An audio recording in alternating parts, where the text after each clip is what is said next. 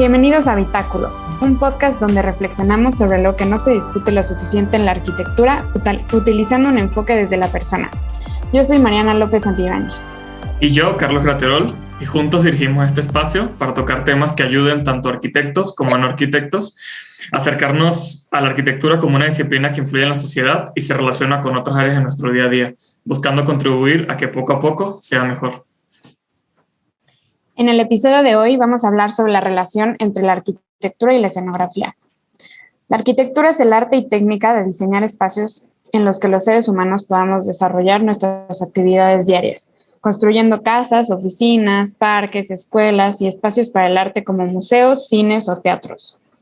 Este último tiene una característica singular. Dentro de él se reproducen obras teatrales que representan escenas e historias situadas en algún lugar específico, imaginario, real, o muy probablemente diferente al escenario en el que se están desenvolviendo. Pocas veces pensamos en que el arquitecto como diseñador también tiene la capacidad de crear este tipo de espacios. Ambientes efímeros que permiten al espectador entender de manera más completa una obra de teatro y al mismo tiempo situarse en ella. La escenografía es un arte que se desarrolló casi a la par de la evolución del teatro desde la antigua Grecia. Pinturas de paisajes y objetos móviles, verdaderas edificaciones, instalaciones efímeras, en conjunto con proyecciones, luces y colores, han formado parte de millones de estrategias para permitir al público una experiencia inigualable al asistir a una obra de teatro. Hoy nos acompaña Jorge Ballina para adentrarnos en el mundo de la escenografía. Nos preguntamos cuál es su relación con la arquitectura, cómo es que el diseño de este tipo de espacios puede reflejar sentimientos, acontecimientos e incluso épocas muy diferentes a la realidad y otros aspectos muy interesantes de esta disciplina. Bienvenido, Jorge. ¿Cómo estás? Muy bien, muchas gracias. Gracias por invitarme. Pues espero que tengamos una buena plática sobre este tema. Sí, no, claro que sí. No, gracias a ti. Y pues bueno, les leo un poco la semblanza de Jorge. Jorge Ballina nació en la Ciudad de México, estudió la carrera de arquitectura en la Universidad Iberoamericana para después trabajar como escenógrafo teatral. Estudió y colaboró con el maestro Alejandro Luna, es miembro del Sistema Nacional de Creadores de Arte. Su trabajo ha sido exhibido en 5 emisiones de la Cuadrienal de Diseño Escénico de Praga, donde ganó una mención honorífica en el 2003. También fue premiado con la medalla de oro como mejor escenógrafo en el World Stage Design Toronto 2005. Ha ganado también 2 premios Metro. Su trabajo ha sido presentado en más de 12 países. Como director de escena, ha participado en los espectáculos Llenando el Vacío y Giselle si es él, y en la ópera Muerte en Venecia.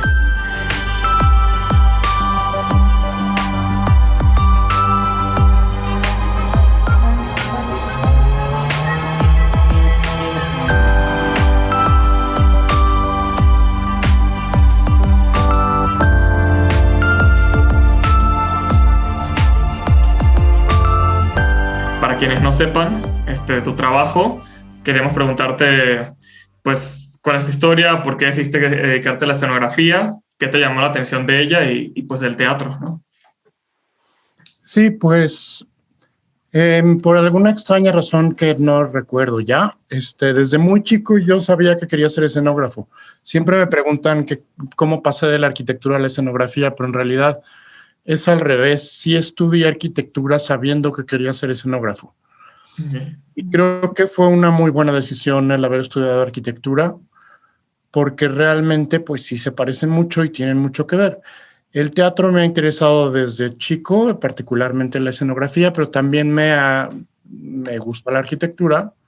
En mi familia, mi papá es arquitecto y íbamos al teatro y a la ópera mucho, pero nadie se había dedicado profesionalmente al teatro hasta mí.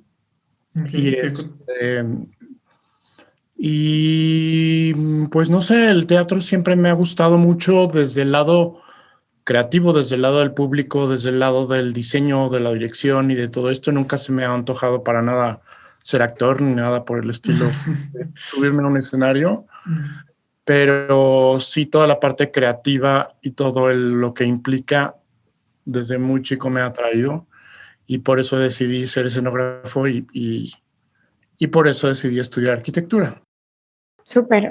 Justo hablando de eso, que ya sabías que querías ser escenógrafo antes de estudiar arquitectura, habiendo terminado la carrera y ya con tu experiencia, ¿qué herramientas crees que te dio estudiar arquitectura para poder hacer buenas escenografías? Sí, yo creo que fue básica. O sea, después de estudiar arquitectura, yo me pensaba ir a estudiar una maestría en escenografía a otro lugar y tomé un curso de verano chiquito, corto en Londres y me di cuenta que ya no necesitaba seguir estudiando, necesitaba ponerme a trabajar en teatro, pero toda la parte de diseño ya la conocía, de arquitectura, porque básicamente son lo mismo. Estás diseñando espacios para acciones que suceden adentro de los espacios y estás proyectando, eh, produciendo atmósferas y dando ciertas referencias de información para entender dónde estás, pero básicamente el trabajo del escenógrafo y el del arquitecto son diseño de espacios. En el caso de la diferencia es que en el caso además de lo efímero, que pues después hablaremos de esto, en el caso de la arquitectura, el habitante que percibe el espacio está dentro del espacio habitándolo. Y en el caso de la escenografía, en realidad lo habitan los actores, los personajes, pero estás diseñando para un público que está fuera del espacio. Eso es un poco la diferencia. La percepción que importa es la que sucede fuera del espacio. Aunque ahora está muy de moda el teatro inmersivo en donde el público está dentro del espacio, pero digamos que estás diseñando todo un espectáculo para un espectador, no necesariamente para el habitante. Y toda la parte temporal y efímera de cómo de toda la dimensión temporal del tiempo que por un lado tiene que ver con lo efímero de los materiales, pero a mí me parece esto lo menos importante. O sea, la escenografía se ve como arte efímero porque pues, es de tela y palitos y luego se tira o se manda a una bodega. Pero realmente para mí lo importante de lo efímero de la escenografía tiene que ver con que el espacio existe en el momento en que está la escena y desaparece cuando termina la escena y esto se transforma en otra cosa. Entonces son espacios que van transformándose de una escena a otra y por eso son efímeros, porque solo existen un momento. En el caso de la arquitectura, pues ahí se queda y ahí está permanentemente y no está interactuando necesariamente de manera pensada desde un principio para interactuar exactamente de una manera precisa con el habitante. En cambio, en teatro, la ventaja que tiene el escenógrafo que no tiene el arquitecto, es como el sueño dorado de todo arquitecto, puedes planear perfectamente por dónde se va a meter, por dónde va a caminar, qué ropa va a traer, qué va a decir, dónde se va a sentar. Es lo que todo arquitecto quisiera. Yo lo quisiera hacer. No llegue el cliente a cambiarle el color a la pared o a amueblar con otra cosa. Acá está planeado todo porque no solo estás creando el espacio, estás creando también al habitante. Estás creando junto con el director y el escritor y todos, y una puesta en escena en donde todo está integrado, pero todo se está creando en equipo. Entonces puedes controlar por dónde entra, por dónde sale, qué dice, dónde se sienta. No lo haces tú solo, lo haces con el equipo. Sí. Es algo que está diseñado en conjunto, todo integrado. Claro. Sí, no, o sea, tienes una influencia muy grande y eso está increíble, está espectacular. Y me quedo con también lo que dijiste, nunca lo había pensado de que en la escenografía, pues en realidad diseñas el espacio, pero la percepción es la exterior la que importa, no desde afuera. Y eso está muy interesante en las diferencias que podría haber con la arquitectura en sí. Ahora que mencionabas todo esto, que pues te encargas de trabajar con un equipo y colaborar y diseñar no solamente el escenario, sino también a veces el vestuario, la forma en que están los actores, etcétera. Como te preguntaría, ¿cuál crees que ese es el reto más grande o cuál crees que es el reto más grande al que te enfrentas y que consideras como lo más importante a la hora de diseñar una escenografía?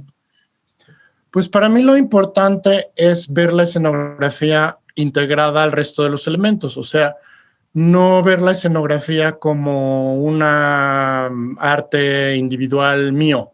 Okay. Y no, solo va a funcionar mi escenografía si se integra a lo que están haciendo los personajes, al texto, a la música, al vestuario, a la iluminación, a todo. Porque lo que el público va a ver es una sola obra de arte en conjunto, una puesta en escena de una obra de teatro, de una ópera, de un ballet o de lo que sea. Está viendo una obra hecha por muchas personas, un arte colaborativo que es el teatro. En el caso de un artista plástico, un músico, un escritor, es un solo artista creador que decide todo. Acá no, acá son muchos elementos los que se van a unir para contar una historia o para hablar de un tema o para crear un universo en escena. Lo más difícil es que este universo tenga unidad y tenga congruencia entre todas las partes, y para eso la única manera de hacerlo es con el trabajo en equipo entre pues, muchas personas que se unen a trabajar en conjunto para crear esto.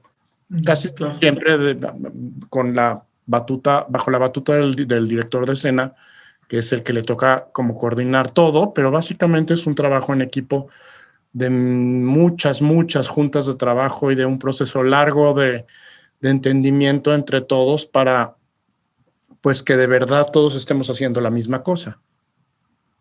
Interesante. Ok.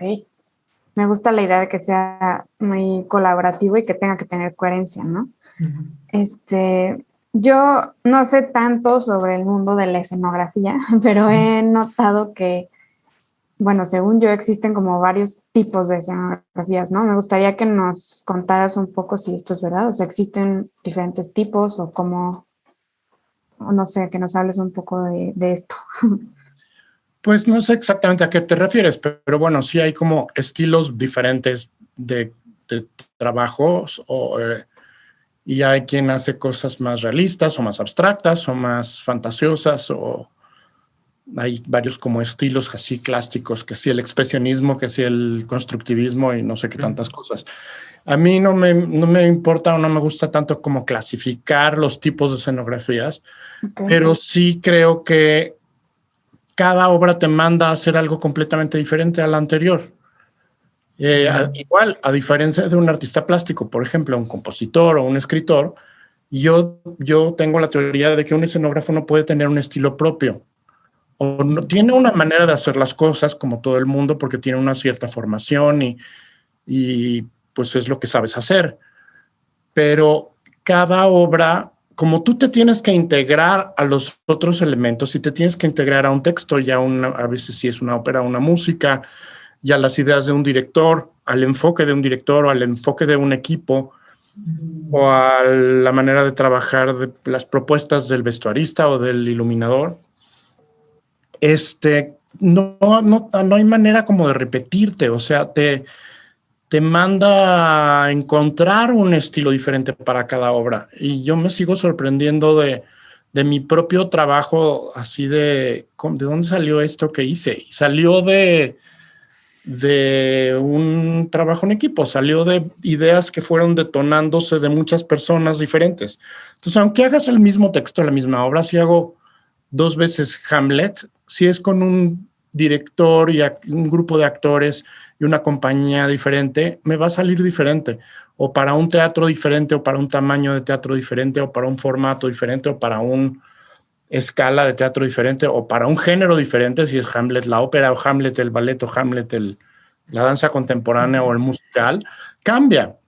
Te manda a hacer un diseño completamente diferente. Entonces, no hay esta búsqueda como un poco egocéntrica de tener un estilo propio y un sello personal, aunque todos lo tenemos de alguna manera, pero no es una cosa de como si tienen muchos arquitectos incluso y muchos otros artistas de encontrar y hasta imponer tu estilo propio. Creo que si un escenógrafo impone un estilo propio, va a funcionar para ciertas obras, pero no va a funcionar para otras. Entonces, más bien la obra te guía por dónde ir y lo que tienes que hacer es escuchar la obra para contar la historia de la manera correcta en cada puesta en escena de una manera diferente. Y eso también hace que cada trabajo sea diferente y no te aburras y no te repitas y sea muchísimo más interesante a haber encontrado una receta que repetir. Ok. Sí, justo iba a comentar que creo que esto debería ser cierto también en la arquitectura, como dices, ¿no? O sea, que no buscar tener un estilo propio como quizás algunos si lo buscan o tener esa firma, ¿no? De que sea tu nombre, sino más bien responder a las necesidades reales de cada proyecto, de cada sitio, o sea, a partir de un análisis que pues siento que se relaciona mucho con lo que acabas de decir, ¿no? Sí, yo de hecho hice una tesis teórica saliendo de arquitectura. Mi tesis de arquitectura era sobre eso, sobre escenografía y arquitectura, y era una reflexión de ver la arquitectura desde el punto de vista de la escenografía, y una de las conclusiones era esa.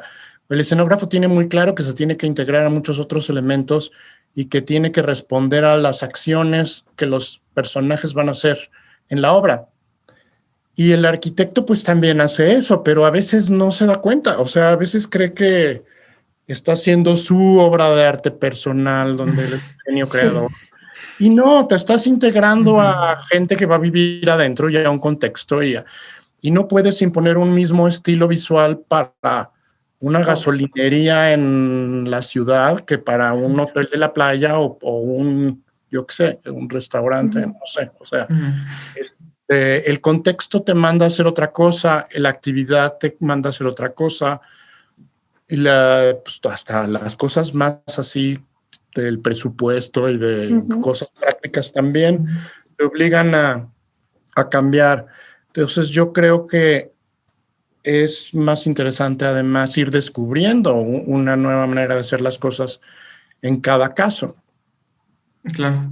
Sí, no, y eso hace la mejor arquitectura. Tienes muchísima razón. Pues sí, o sea, y creo que justo los mejores arquitectos que también he visto es eso, ¿no? De que hay esa versatilidad. Ahora que también comentas un poco de esto y que comentas, además de lo del estilo propio que nos estás hablando, que creo que es muy interesante, ¿crees que hay otras diferencias o en las que, no sé, por ejemplo, veo que has trabajado, como comentas, ¿no? Que está Hamlet, pero puede estar en danza, puede estar en musical o puede estar en, no sé, en drama, no sabría decirte, pero cuando cada vez que cambia el género, capaz no es la misma obra, pero cada vez que tú cambias de género en tus diferentes obras que realizas, ¿cambia el proceso de diseño escenográfico? O sea, ¿cambia el proceso en que lo haces? ¿O simplemente crees que si verdaderamente cada una de las obras es muy diferente y no hay como patrones que se repitan a pesar de ser un género diferente? Pues mira, hay o sea, de un género a otro cambia la cosa, pero más en el formato, y en el tamaño, y en el presupuesto, y en cosas prácticas, en que en la ópera pues, te tienes que guiar por la música. Creo que la música Claro. te da más ideas. A mí me gusta mucho hacer ópera o musicales o danza, porque la música me despierta mucho ideas. Y me imagino, pongo el CD o lo que sea, o la música, y ya me estoy imaginando cómo son la escenografía y el espacio y el cambio, los movimientos de escenografía, y pienso mucho en el espacio moviéndose o transformándose a través del tiempo. Yo muchas veces digo que mi trabajo, la escenografía, es una música visual que va transformándose en los ojos del espectador de una escena a otra, como música que te cambia la atmósfera de un momento a otro y fluye. O sea, no veo, como muchos escenógrafos, haces la escena como a veces hasta odio la palabra, pero el decorado, o sea, la cosa ahí decorativa, y luego hay una transición para cambiarla para la otra escena. Yo no lo veo como escena, transición, escena, lo veo como un continuo en movimiento, porque si estoy diseñando espacios para las acciones que pasan en la obra y las acciones no paran, están cambiando constantemente, pues el espacio también se tiene que estar transformando constantemente. Entonces eso me ayuda para eso la música. Pero si es una obra de teatro sin música, o si es una obra pequeña o grande o ballet o danza contemporánea, cambia el formato, pero en realidad el proceso de trabajo siempre es el similar. Estudias la obra, estudias todos los elementos que tienes, entiendes cuál es la problemática, qué es lo que tienes que contar o hacer, qué tiene que entender el público, qué tiene que sentir el público, qué ideas, cómo me tengo que integrar a los otros elementos, y se van tomando muchas decisiones en una serie de juntas de trabajo en equipo. Yo propongo una cosa, el director retroalimenta eso, el vestuarista lleva no sé qué, que a lo mejor hace que se me ocurra a mí una paleta de colores, o el iluminador propone un tipo de luz que hace que mi trabajo cambie, se vaya para allá. Y entonces es una cosa de todos retroalimentando y alimentando y cambiando el trabajo del otro hasta que esto se vuelve una cosa en conjunto. Y ya que llegaste a un concepto unificador, congruente de todos, pasas a, pues ya a hacer el diseño físico de las cosas y ya haces maquetas, planos constructivos, todo, o modelos en la computadora y por lo general lo que haces es un storyboard, que es una serie de imágenes. Yo lo he hecho tomándole fotos a una maqueta y moviendo muñequitos e iluminando la maqueta, o en un programa en la computadora, en SketchUp o en otros programas, para armar en idea, en maqueta, en un storyboard de toda la secuencia de escenas, de trazo de los actores en el espacio, de iluminación, de cambios. Y ahí es donde te vas dando cuenta, nada más de ver la secuencia de fotos, si la historia se cuenta bien, si se entiende o no. Y luego eso ya lo pasas, lo construyes, lo ensayas movimientos, entran los actores, se ilumina, y poco a poco se van integrando ya en la vida real las cosas y te vas dando cuenta que funciona y que no. Luego te das cuenta de que ciertas cosas que en papel funcionaban en la vida real no, y las tienes que cambiar si es que se puede. A veces ya no se puede, no tienes tiempo, no tienes dinero, pero es muy emocionante ir viendo lo que tenías en el papel en la vida real en movimiento, hasta que pues ya llega el público y ahí es donde realmente te das cuenta si funcionó o no funcionó. Y la interacción con el público también modifica la obra. Entonces este proceso es igual en todos los géneros y en todas las obras, pero es diferente. O sea, es igual los pasos a seguir más o menos, aunque cambia el orden y cambia la dinámica siempre de un equipo a otro y de una obra a otra. Pero cada obra es diferente. Los géneros te mandan a ciertas cosas de escalas, de tamaños, algunas se mueven más, a veces otras menos. A veces te tienes que concentrar en el actor y en la palabra, y entonces tienes que hacer mucho menos show visual, o a veces necesitas contar la historia a partir de espectáculo grande, pero siempre buscando un equilibrio entre todas las partes, que nada se repita o que nada se contradiga. Hay muchos escenógrafos que hacen cosas como muy espectaculares y grandes y llenas de cosas que ahogan la acción, que hacen que hasta ya no sepas, hasta te cueste trabajo ver dónde está parado el personaje, porque hay tanta información visual que hay contaminación visual. En cambio, si planeas todo junto, la escenografía va a enfocar al personaje, va a crear espacios para crear relaciones entre los personajes y contar la historia. ¿Qué es lo importante? O sea, lo más importante en Romeo y Julieta es crear la relación entre estos dos personajes, y si Julieta está arriba en el balcón y Romeo está abajo y está en un escondite y sale y ve a Julieta arriba y luego se trepa al balcón, eso te cuenta una historia nada más de lo que el espacio y la posición de los personajes en el espacio están haciendo. Es mucho menos importante, o no es importante, qué estilo es el balcón, si tiene enredaderas, si tiene florecitas, si es de Verona o no es de Verona, o es una escalera de incendios de West Side Story.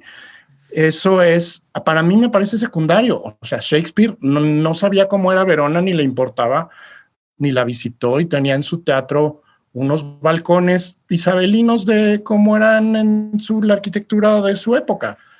Todo el asunto como de sobredecorar o de empezar una escenografía diciendo dónde es el asunto, si es Verona, y te pones a investigar Verona y cómo son los arcos en Verona. Eso no me parece importante, es secundario. Lo importante es lo importante es lo que pasa en la obra, no lo visualmente decorativo.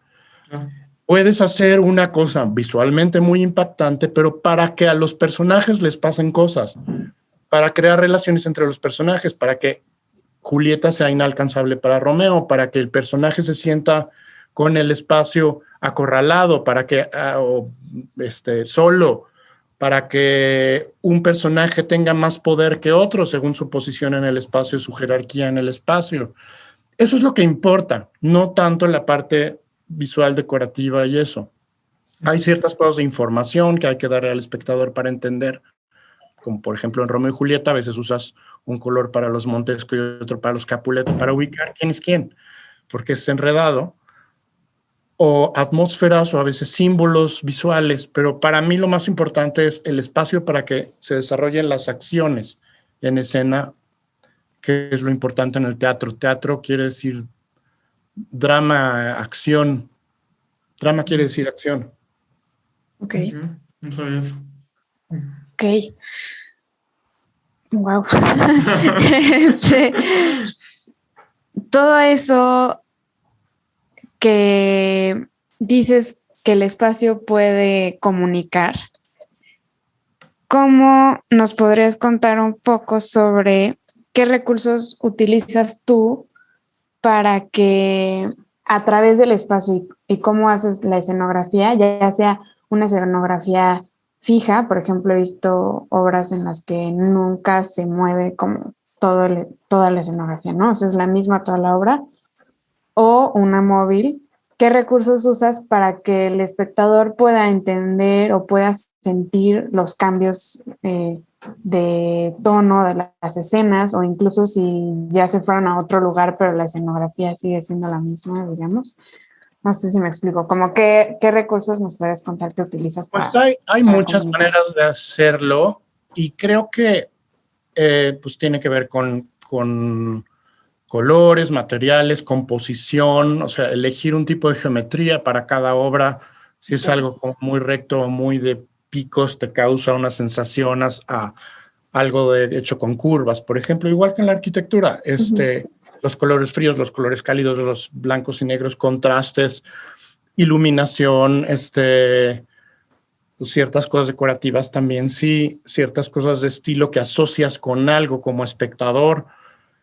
Le tienes que dar la información al espectador para entender dónde estás. No quiere decir que tengas que copiar la realidad completa, pero sí le tienes que dar pistas para que entienda dónde está. A veces sí hay símbolos visuales que el espectador tiene que entender y conectar con algo que entienda racionalmente.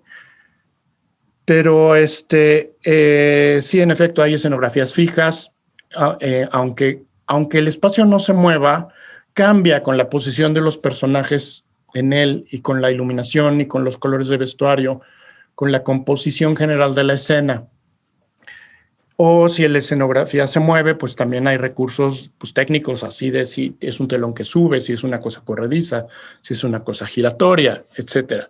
Pero para mí el recurso más importante para mí no es lo que está en el escenario, es la imaginación del espectador. O sea, la clave no está en ponerle al escenario, reproducir la realidad para copiarla y verla, sino es que la interprete el espectador desde su punto de vista. Y para eso es útil no ponerle todo, que se imagine cosas para que conecte con él mismo. Si el texto ya te está describiendo una cosa, Shakespeare en todas sus obras describe dónde estás, porque en su época no había escenografías figurativas. Si ya lo está describiendo, ¿para qué lo pones redundantemente? Pleonasmo visual. Si pones 2 o 3 elementos para imaginarte un bosque, el bosque se va a volver mucho más poderoso para ti que un bosque realista en el escenario, que además nunca queda bien, porque hacer unos árboles realistas bien, pues cuesta mucho dinero y es muy difícil. Pero haces con unas cuerdas, con unos palitos, con algo pintado, lo que sea, haces que el público se imagine el bosque que él quiere, y eso lo hace el bosque mucho más personal. Y si esos palitos luego los muebles y se vuelven una columnata, o los volteas y se vuelven un barandal, o no sé qué, o sea, creo que ahí es donde el público empieza a entrar al juego, empieza, como en inglés la palabra obra de teatro es play, que es jugar. Y es la misma idea de que cuando tú eres chico y estás jugando en la sala y haces el fuerte de cojines con los sillones, o si agarras una silla y la acuestas y es la nave espacial, y luego te subes y es el castillo o el trono o lo que sea, exactamente lo mismo. O sea, con una silla o dos sillas movidas de diferentes maneras, puedes hacer muchas cosas gracias a la imaginación del público. Ahora, esto no es tan fácil porque si tú al público le pones todo en el escenario, que es como se hacen muchas escenografías realistas, las grandes producciones de ópera del Met o los musicales de Broadway, cosas así, o sea, los más tradicionales en donde copias la realidad y la pones en el escenario, el espectador ya no se va a imaginar nada porque ya está todo ahí. Pero si no pones nada, tampoco se va a imaginar nada. Necesitas ponerle los elementos para provocarle esa imaginación, ese mundo interior en su cabeza. Entonces, para mí los materiales más importantes de esto no son las paredes y los telones y las estructuras, sino lo que el espectador se está imaginando más que lo que está viendo, pero se lo imagina a partir de lo que ve. Y de lo que ve conectado con el texto que dice el actor, con la música, con el audio. O sea, yo he hecho muchas cosas que con unas líneas de cuerdas que tú conectas y entiendes que es una casa y luego es un elevador y luego es un barco, que sin ayuda del sonido no sucedería, o de la acción de los personajes. Si alguien se mete por ahí, lo cruza como si fuera una puerta, es una puerta. Es una puerta. Y no se usa así, no es una puerta, son dos rayas o dos palitos. El uso del espacio también convierte a las cosas en lo que son, igual que el juego de niños con las sillas y el sillón de la sala. Es la misma convención de juego en donde tú estableces las reglas y el público, cuando las entiende, entra al juego, y entonces es mucho más emocionante como público porque lo estás conectando con lo más profundo de tu subconsciente. En cambio, si le pones todo en el escenario, pues ya nada más estás viendo una escena realista y ya. No, qué interesante todo esto que comentas. Y ahora que hablas de todo esto, bueno, no sé si cambiando la misma línea, pero quisiera preguntarte como más a lo personal, pues de todos los trabajos que has realizado, ¿cuál crees que ha sido tu favorito o tus favoritos, no sé, y por qué en esta línea?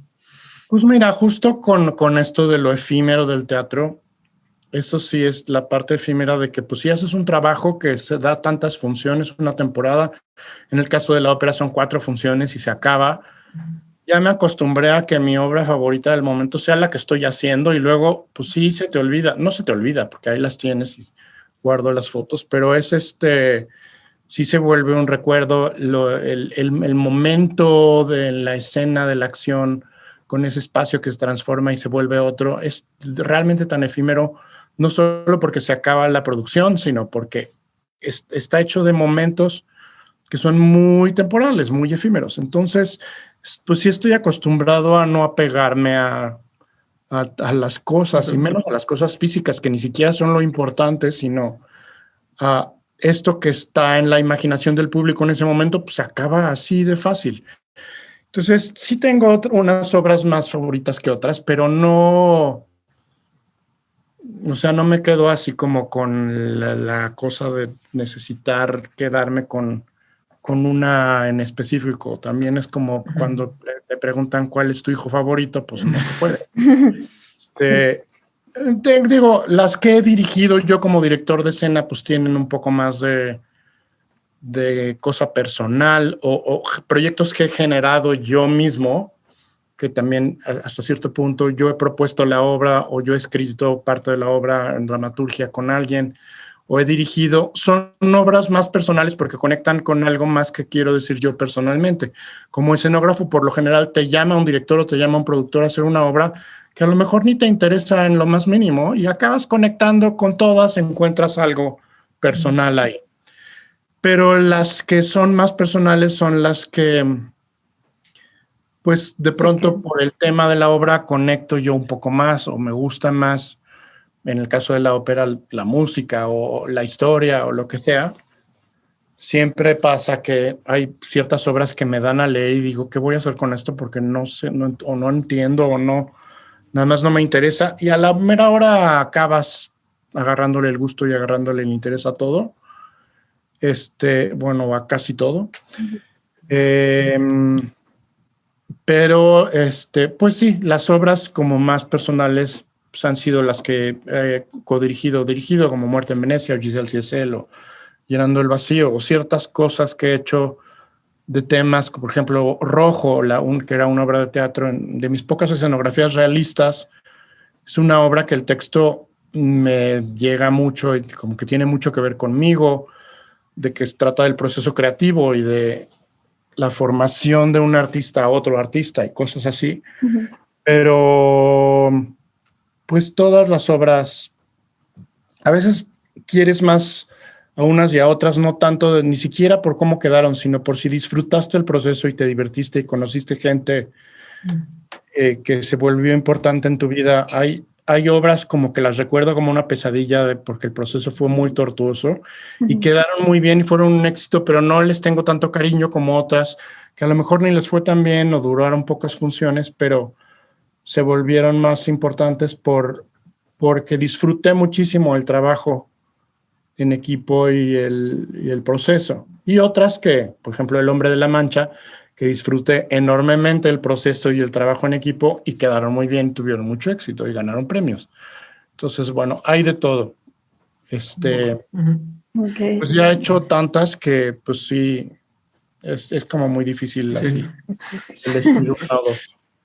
Sí, hablando de esto de lo efímero que decías, creo que una de las magias, digamos, del teatro es que he hecho algunas pequeñas cositas, ¿no? De que en la escuela o así, y sé que nunca la puesta, ya la función real es igual que todos los millones de ensayos que hayas tenido, ¿no? O sea, como que el momento en el que está la gente y lo ve quizás por primera vez, o si son unas funciones, pues cada función es diferente porque es un público diferente, ¿no? Entonces creo que esa es una parte de esta magia, y te quería preguntar si tú ves todas las obras en las que trabajas. O sea, creo que es algo bonito que tengas la oportunidad de tener la experiencia como espectador después de haber trabajado en ello. No sé, ¿lo haces o no? ¿Es Sí, algo claro. diferente? No, por supuesto que me gusta ver las obras. Las sufro porque pues estás viendo ahí a ver, ya se atoró no sé qué, o ya no me gustó, no salió bien el movimiento, lo que sea. Pero sí me gusta verlas y aunque las sufro, no las padezco así de estrés. Hay directores que no pueden, o escenógrafos que no pueden entrar a ver sus estrenos. Yo ya, cuando ya se estrena, ya me relajo. O sea, ya sí me estreso y sí me preocupo mucho, pero ya a la hora de la hora ya no puedo hacer nada. O sea, ya no puedo cambiar nada. Entonces, si no quedó, no quedó y ya lo supero. Si en el momento pues estás viendo errores y cosas así, no está padre, pero sí soy de los que voy a ver mis obras bastantes veces. En el caso, por ejemplo, de las óperas, que son 4 funciones o un ensayo general y 4 funciones, suelo ir a todas. A veces no siempre se puede, o a veces ya cuando son temporadas largas, pues sí las trato de ver pues por lo menos una vez al mes, como para ir checando también, darles control de calidad, esto ya se rompió, esto ya no lo están haciendo bien, o cambia el elenco y lo vuelves a ver para ver qué pasó con el nuevo actor, etcétera. O bueno, ya cuando son temporadas o escenografías que cambian o que se van de gira y regresan o que cambiaron de teatro y no me tocó a mí hacer el remontaje porque no estaba o porque pues hay alguien más que lo hace, pues sí voy y checo que todo esté bien.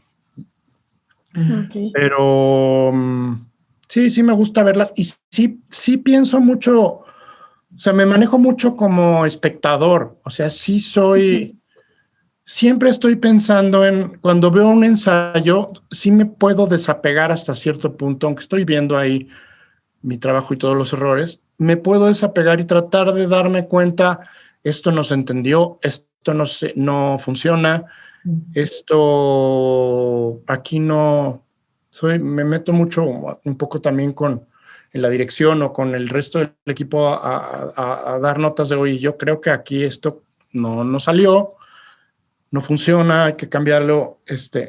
Me refiero aquí a los ensayos, no tanto ya en temporada, a veces también se puede.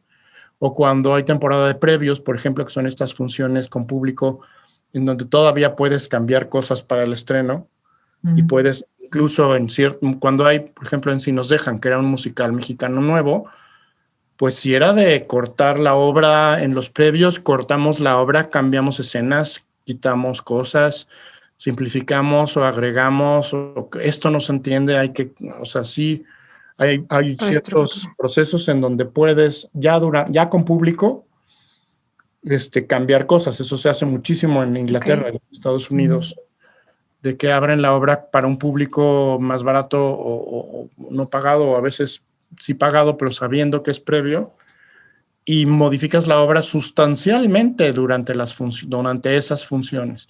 Hice una obra coproducida por la Compañía Nacional de Teatro de aquí y la Royal Shakespeare Company en Stratford, en Inglaterra, y eran 5 días de previos en donde la obra se reescribía en los previos, o sea, y se cambiaba por completo y se terminaba de detallar.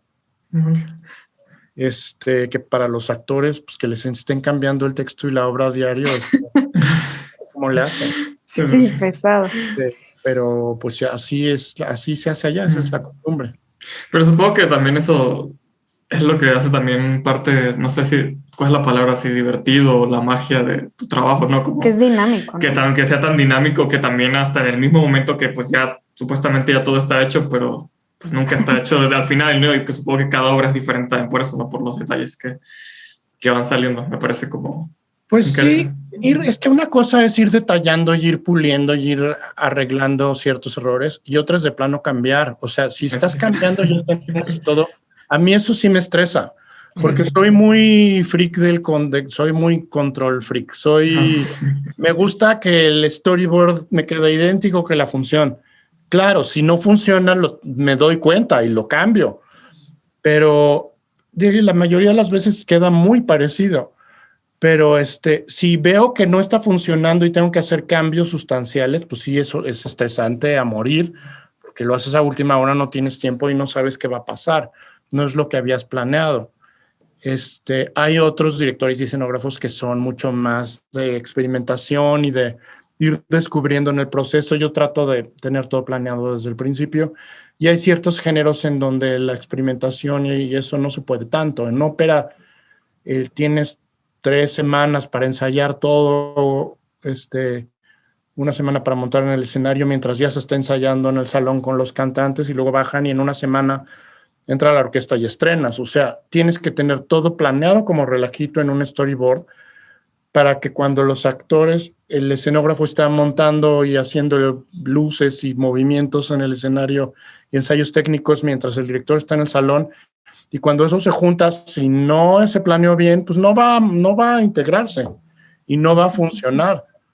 No puedes cambiar todo en el salón o cambiar todo en el escenario sin ponerte de acuerdo con los demás. Entonces, en una ópera o en un musical, por lo general, tiene que estar todo muy planeado en papel antes.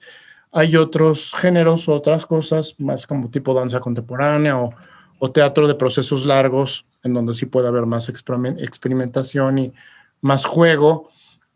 O haces una propuesta escenográfica en donde también propongas una serie de elementos y con los mismos actores. Así fue El Hombre de la Mancha.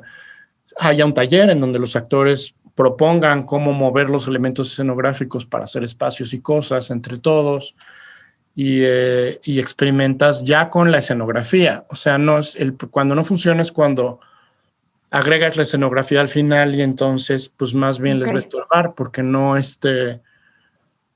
si la tienen que mover, como yo tiendo a hacer muchas veces, que los actores mueven la escenografía, hay que integrarlo muy al principio del proceso, porque si lo metes al final, pues los va a distraer de lo importante y se les va a olvidar pues la emoción y la actuación y el texto incluso.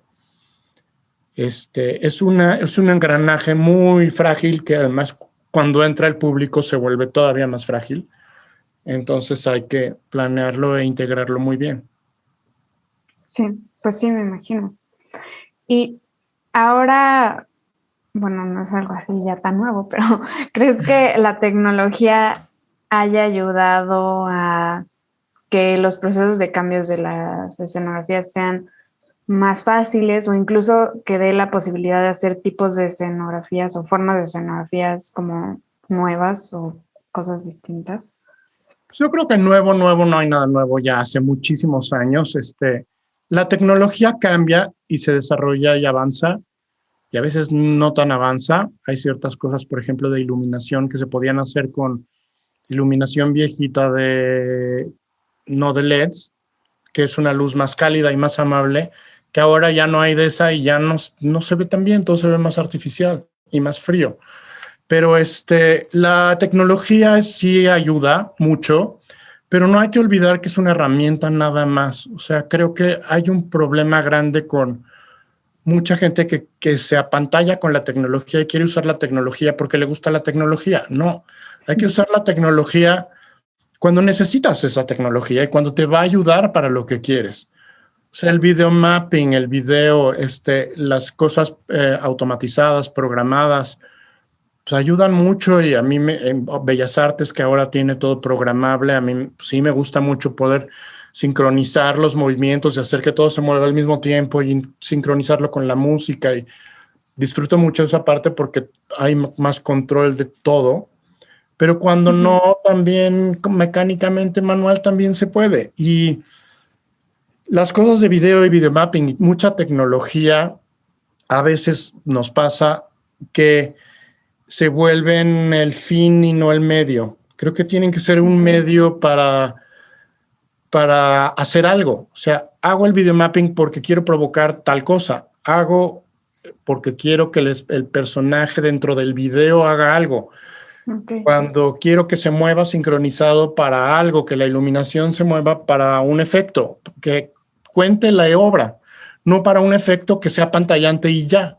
Y eso es lo que pasa, es como los conciertos, que es pues, una bola de luces que se mueven como loquitas y unos videos atrás también que hacen muchas cosas, pero no está integrado. O sea, ni se pusieron de acuerdo el que hizo el video con el que hizo las luces y con el cantante que está delante, atarantado con humo y tantas cosas. Es un efecto para pantallar, pero no es un medio para contar una historia para que pase algo. Cuando estas cosas se integran, y yo lo he hecho incluso en conciertos pop y rock, que me ha tocado incluso hasta dirigir unos, muy sencillos, pero es difícil que me entiendan eso cuando le digo al del video, aquí quiero un cuadrito que crezca, porque el actor se va a parar y va a crecer el cuadrito y la luz va a cambiar porque se levantó y entonces necesita más espacio, o porque vamos a hacer una escena en donde hizo una cosa con Sacha Baron Cohen que era así, van caminando por la calle y se ven unos paneos de la calle, o van por un túnel y hacen como que caminan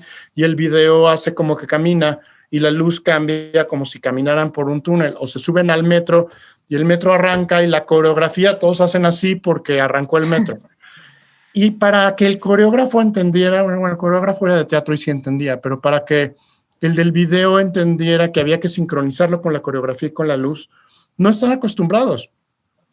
Y era una cosa súper tonta y sencilla, pero el efecto con el público era muy fuerte porque era algo que no están acostumbrados a ver, y es una babosada, pero algo en donde está integrado, en donde si se agachó el actor y en el video hay una escalera y el cantante hace como que sube, o cosas así muy bobas, pero que en donde todos los elementos están integrados. Otra vez, repito lo mismo que he dicho todo el tiempo, pero es eso.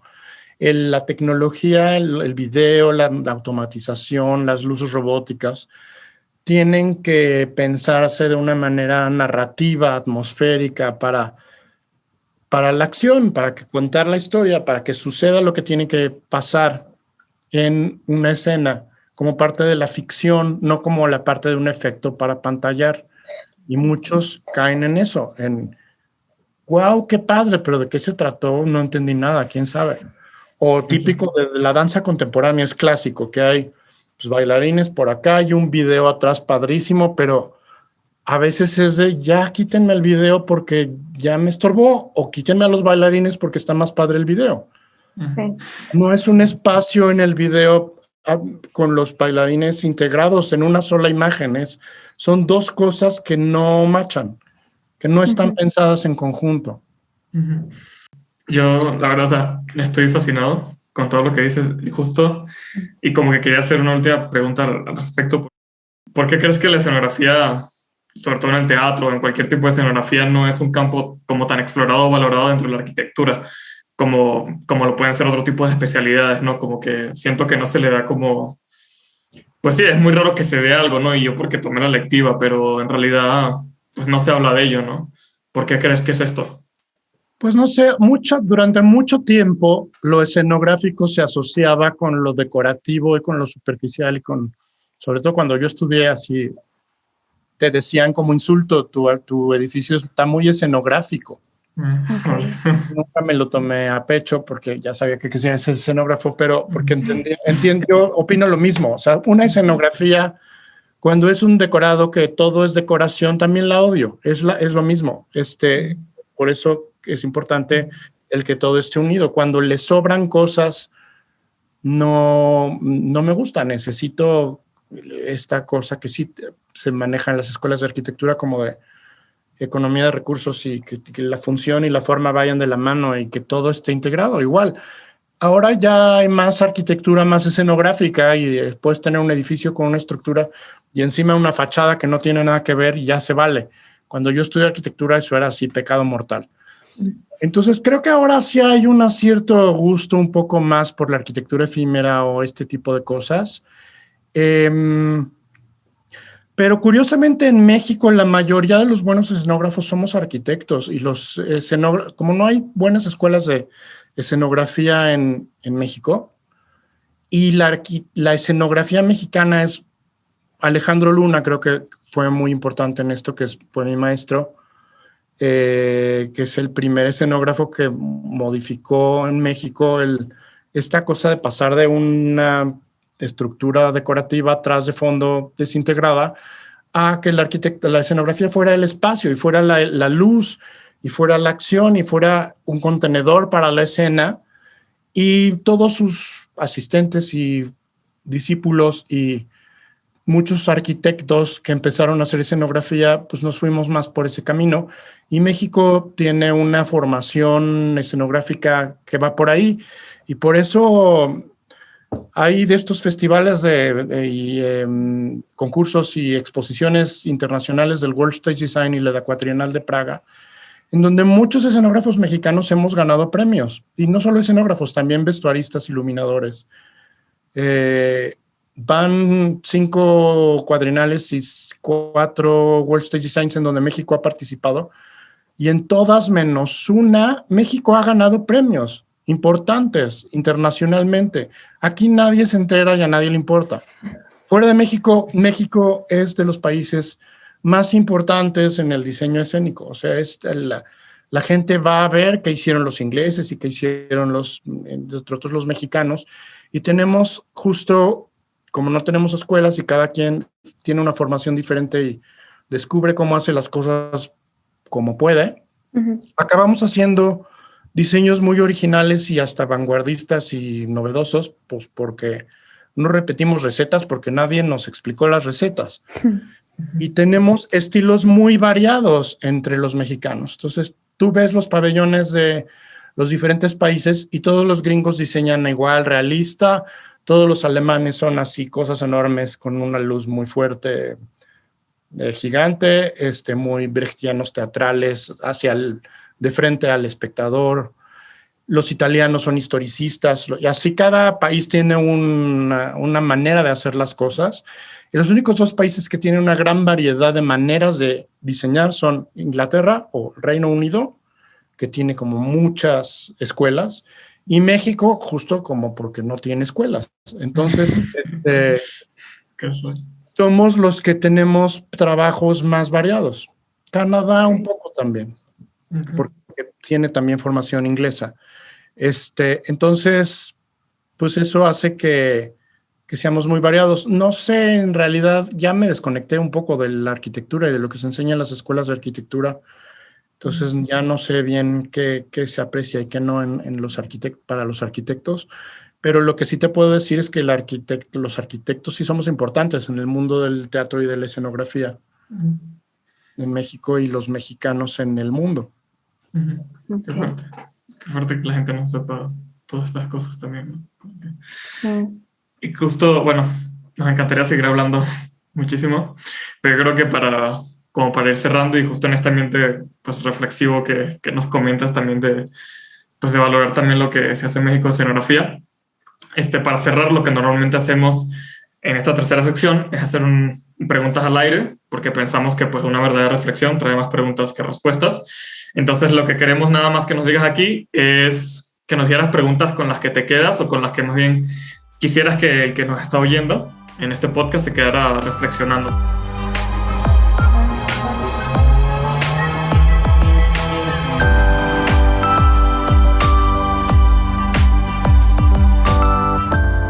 Cuando tú vas al teatro y ves una obra de teatro como espectador, no te cuestionas cómo está hecho y eso. Entonces, cuando vayan al teatro, fíjense en esta relación entre el espacio y la acción, en lo que pasa.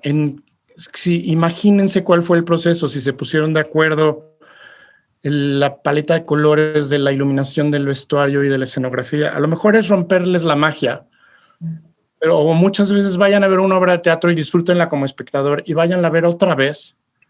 ¿Cómo creen que haya sido el proceso de diseño y de integración de todos esos elementos? Y esta cuestión de tú como espectador, cuando ves un espectáculo, una ópera, una obra de teatro, digo, la primera cosa es invitarlos a ir a ver espectáculos, teatro y ópera y danza. ¿Qué crees que te provocó a ti personalmente gracias a ti, a tu subconsciente, a lo que tú te imaginaste, a lo que te tocó profundamente? Que a lo mejor es diferente a lo que le pasó a la persona con la que vienes. Porque el arte se acaba volviendo un arte muy subjetivo. De que te conecta de diferentes maneras a cada quien. Entonces, ¿qué tanto lo que está en el escenario es lo que quiso hacer el director y el escritor? ¿O qué tanto es lo que tú captaste y entendiste y reflexionaste? Diseccionar a ti de la obra. O sea, ¿qué me provocó la obra por la obra y qué me provocó la obra por mí? Pues sí. No. Gracias. No. La recomendación. Sí. Pues bueno, tenemos que cerrar. Entonces, por último, agradecemos a Rafael Romo por la música de nuestro podcast, a Sebastián Díaz por la edición y de manera especial a Jorge por esta conversación de la cual nos llevamos muchísimo, que fue muy interesante. Sí, la verdad es que sí, muchísimo. Pero bueno, gracias otra vez, Jorge, y pues nos vemos en la próxima edición de Habitáculo.